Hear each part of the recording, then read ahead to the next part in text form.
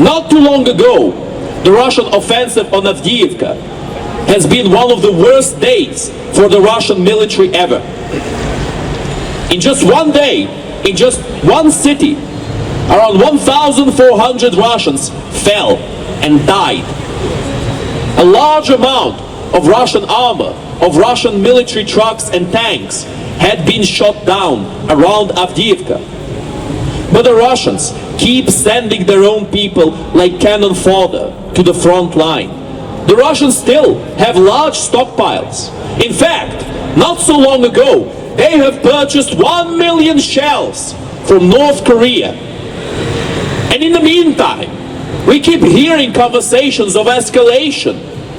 Oh, but we can't send Ukraine everything we have because it's going to escalate. And poor, innocent, prosecuted Russia is going to feel threatened, is going to feel attacked. This conversation about the use of nuclear weapons by Russia is meaningless, because the real thing that has prevented Russia from using nuclear weapons is their fear of an inevitable and overwhelming response by the West. That is the only thing that has been stopping the Russian terrorist regime from doing what they've wanted to do, from doing what they've been threatening to do. And if Ukraine does not receive the right armaments, if Ukraine does not receive what it needs to win this war will spill to other countries. That is certainty. It is very sad to hear when people are giving us completely nonsensical arguments in this topic. It is very sad when the response we hear from some people who, keep in mind, mean well, are telling us, oh, but this war has been going on for so long, so many people have died, we just want peace. But how do we achieve that peace? How are we going to attain it against a country who has always done its best to prevent peace, against a country who has started countless wars all over the world and continues to do so, against a country who is pure authoritarianism right now? Because of course, if we speak about Russia right now, Putin is in full and complete control of the Russian government. The government has no power over whatever Putin desires to do. It's not the government that can impeach Putin. It's Putin that can impeach the government. That is reality in Russia right now. That is the reality that many people are unfortunately missing. But that's fine, because we will continue to speak, and we will converse with whoever is willing to hear the truth, with whoever is willing to get informed on this matter. We always welcome new people in our rallies, because everybody deserves to know the truth of this war that is being fought for so long. Everybody deserves to know it, so that everybody has the chance to make an informed decision for themselves. A decision that does not exist for the people in Russia. A decision that the Russian terrorist regime plans to take away from every single person on earth. That decision is what Ukraine is fighting for. That freedom is what Ukraine is fighting for. And we must never forget about their sacrifice.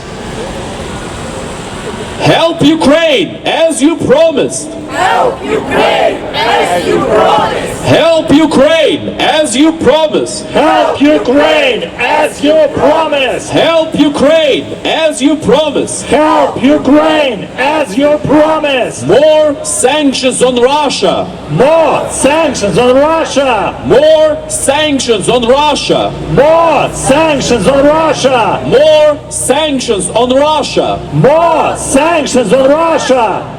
Freeze Russian assets. Freeze Russian assets. Freeze Russian assets.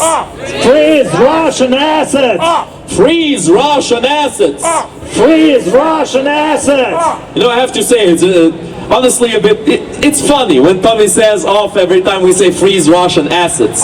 Because, thank you Tommy, because in this case, Humor is very, very helpful for our cause. Just because the situation is serious doesn't mean that we should not use humor to show how ridiculous the other side is. That is why, my friends, I've always insisted in facing our opposition head on. If we simply stay away from that opposition, if we decide that we're not going to talk to whoever thinks differently to us, then what does that prove in the end? We are merely closing ourselves in an echo chamber if we do that. Do not avoid people who think differently. Face them head on and show to the whole world what the real truth of this situation is. That is the only way for us to finally show the world how laughable the Russophile arguments are, how ridiculous these apologetics are, and how completely empty their so-called ideals are. That is one of our most important missions. That is what we are here to do. But not only here, we should do it everywhere that we go. To continue to spread the message about the Ukrainian people and about the people who have fought and who have died fighting against the terrorist Russian regime, fighting for freedom, fighting for a better world, for a better future, for everybody who lives on this earth. The country that has given up the most to achieve world peace is being attacked by the country that has kept the most to continue this war going. That is what we must all understand. And for every person who has died, for every person who has been mutilated, for every person who has suffered because of this war, I'd like to invite you, my friends, to do a minute of silence.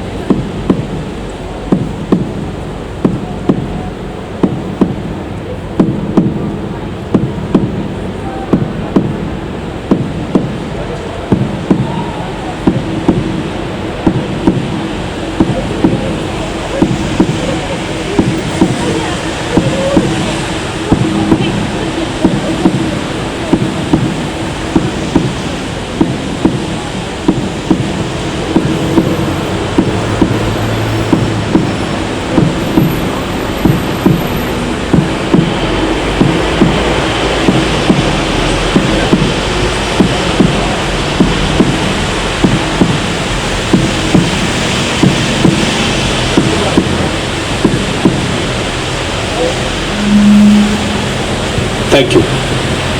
Слава Україні! Героям слава! Слава нації! Смерть ворогам! Україна! Понад усе! Україна! Понад усе! Україна! Понад усе! Героям України тричі! Слава! Слава! Слава! Ворогам України тричі! Смерть! Смерть! Смерть! This is what we can do right now, my friends. The power of each individual is limited. The power of each person is finite. But when people stand together for a cause that will bring a better future, that will bring a better tomorrow, not just for them but for everybody, then that power multiplies. It doesn't only add, it becomes something greater, something transcendent. And that is why we should all understand that every little bit of help makes a change. Every little bit that we do will actually improve the situation in Ukraine and will really help the people who are right now fighting, dying and suffering, so that we can have the freedom that we have right now, so that the Russian terrorist regime cannot have it their way and cannot take over even more countries in Europe and in the whole world.